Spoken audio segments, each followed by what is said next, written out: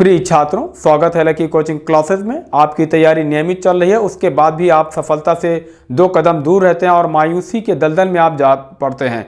तो बिल्कुल अब आपको मायूस नहीं होना है, क्योंकि हम जो ये वीडियो अपडेट कर रहे हैं पूरे सिलेबस को, बेसिक सिलेबस है और एडवांस है। और एडवांस सिलेबस में यह है कि एग्जामिनर का ब्रेन क्या चल रहा है, वो किस प्रकार से क्वेश्चंस को अपडेट करेगा। तो हम जो जिस तरह से आप ऑफलाइन कोचिंग क्लासेस चलाते हैं और छात्रों को सफलता देते हैं, उसी तरह से आपको भी क्लासरूम की तरह ही ये वीडियो प्रोवाइड कर रहे हैं। तो इसमें हम 20 से अधिक सर्विसेज की तैयारी का पूरा सिलेबस अपडेट कर रहे हैं। वो पुलिस हो गया, आर्मी हो गया, SSC GD हो गया, टेट सुपर टेट हो गया, लेखपाल हो गया। तो अगर आप इस चैनल पे हमारे नए हैं तो प्लीज़ सब्सक्राइब कर दें और बेल आइकन पर क्लिक कर देने पर नोटिफिकेशन अपडेट मिल जाता है। आइए देखते हैं क्वेश्चंस की तरफ। ये प्रत्येक क्वेश्चंस में हमने सिर्फ 2 विकल्प को चूज़ किया है, और ये 2 विकल्प रखने का रीज़न ये है कि एक अगर हम सीधे रखते एक तो आंसर आपको क्लियर पता हो जाता, और अगर हम 4 विकल्प रख देते तो आपकी कन्फ्यूजिंग।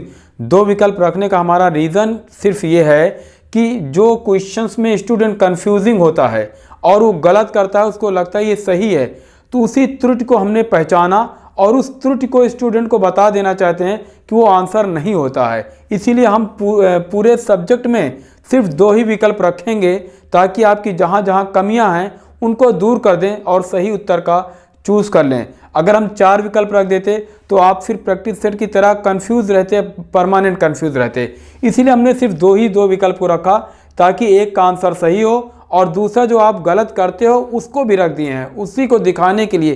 कोच का काम ही है कि वो देखे कि आप गलतियां कहाँ करते हैं। ठीक, तो देखिए क्वेश्चन नंबर पहला है, कह रहा है किस अनुच्छेद में वर्णन है कि राष्ट्र की राजभाषा हिंदी और लिपि देवनागरी होगी। आपको पता है कि राष्ट्र की अपनी राष्ट्रभाषा नहीं होती, बल्कि राजभाषा होती है, और हिंदी है ये। तो ये अनुच्छेद 343 है आपकी, इसमें है 343 में वर्णन है कि राजभाषा हिंदी होगी और लिपि जो है वो देवनागरी होगी। स्टूडेंट कंफ्यूजिंग में 353 को भी चूज़ कर लेता है, जबकि 353 नहीं है, 343 1 है। राइट। दूसरा क्वेश्चन देखिए, संविधान के किस अनुच्छेद 344A के अनुपालन में भारत के राष्ट्रपति ने राजभाषा आयोग का गठन कब किया। देखिए राजभाषा आयोग का गठन जो है 1955 में हुआ है, ये भी जान लीजिए। ये शुरू में राजभाषा आयोग का गठन 1947 में नहीं हुआ था।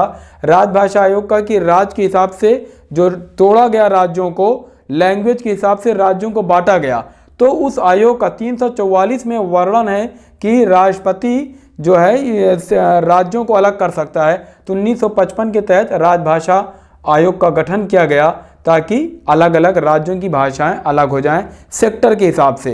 कि अगर उत्तर प्रदेश में और उत्तराखंड जैसे पहाड़ी एरिया हो गया, वहाँ की लैंग्वेज अलग हो गई, तो उत्तर प्रदेश को भी तोड़ दिया गया, इस हिसाब से तोड़ा गया। ठीक। तीसरा क्वेश्चन देखते हैं, कह रहा है हिंदी को विकास प्रदान करने वाली भाषा कौन सी है। इसमें भी स्टूडेंट कंफ्यूज होते हैं। देखो विकास जो होता है, जो पीछे चक्का होता है वही ठेलता है, तो इसमें अपभ्रंश आता है, ये इसका आंसर होगा अपभ्रंश। स्टूडेंट कंफ्यूजिंग में संस्कृत को लगा देता है, जबकि ये गलत है, अपभ्रंश आपका आंसर सही है। क्वेश्चन नंबर 4 देखिए, हिंदी की आदि जननी क्या है। अब हिंदी की आदि जननी में भी स्टूडेंट कंफ्यूज होता है। इसका सही आंसर है संस्कृत। स्टूडेंट कंफ्यूजिंग में पाली को लगा देता है और कहीं कहीं प्राकृत को लगा देता है कि आदि जननी ये हो सकती है, लेकिन संस्कृत सबसे पहले थी, उसके बाद ये आपकी प्राकृत और पाली आई है। 5वां क्वेश्चन देखिए, हिंदी की उत्पत्ति किस अपभ्रंश से हुई। इसमें भी कंफ्यूज होते हैं लड़के। इसका आंसर है शौरसेनी अपभ्रंश। स्टूडेंट कंफ्यूज होता है कि मगधी खड़ी बोली से है, और उसको यहाँ पर कोई स्टूडेंट मगधी को ज़्यादातर चूज करने लगते हैं, जबकि आपका सही आंसर है शौरसेनी अपभ्रंश। राइट।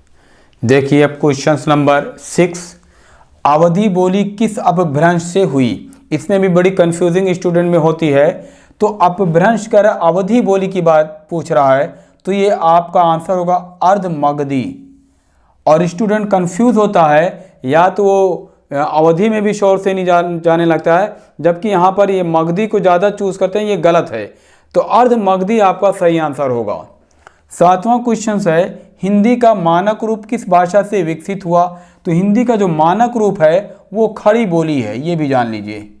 हिंदी का मानक रूप आपका खड़ी बोली है, अवधि नहीं है। स्टूडेंट इसको भी गलती से चूज करने लगता है, इसीलिए हम जहाँ जहाँ स्टूडेंट की कमियां हैं इसीलिए 2 विकल्प को रखे हैं, ताकि जो विकल्प गलत वो चूज करता है वो आज जान ले कि सही विकल्प क्या है। 8वां क्वेश्चन है संसार की प्रमुख भाषाओं में हिंदी का स्थान क्या है। तो जो वर्ल्ड लेवल पर हमारी भाषा हिंदी है वो 3रे नंबर पे है। पहले पे चीन की है, मंदारिन है, दूसरे पर इंग्लिश है और तीसरे पर हिंदी है। राइट।